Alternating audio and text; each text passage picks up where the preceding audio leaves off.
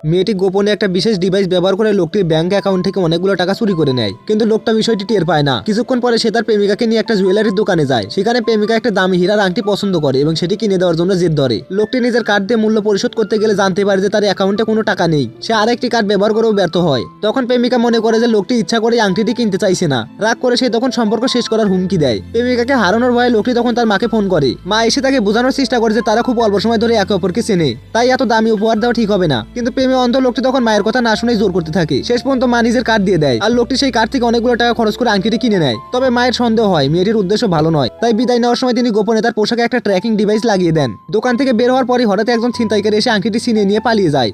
লোকটি অনেক চেষ্টা করেও তাকে ধরতে পারে না। এরপর প্রেমিকা জানায় যে আংটিটি না থাকলে এই সম্পর্কের কোনো মূল্য নেই। সে তখন লোকটিকে ছেড়ে চলে যায়। ঠিক তখনই লোকটির মা ট্র্যাকিং ডিভাইসের অবস্থান দেখিয়ে সত্য প্রকাশ করে। দেখা যায় প্রেমিকা এবং ছিনতাইকারী একই দলের সদস্য। তারা পরিকল্পনা করে সরল ছেলেদেরকে প্রতারণা করত। সব সত্য জানার পরে লোকটি তখন পুলিশে খবর দেয় আর শেষ পর্যন্ত প্রতারকরা তখন আইনের হাতে ধরা পড়ে।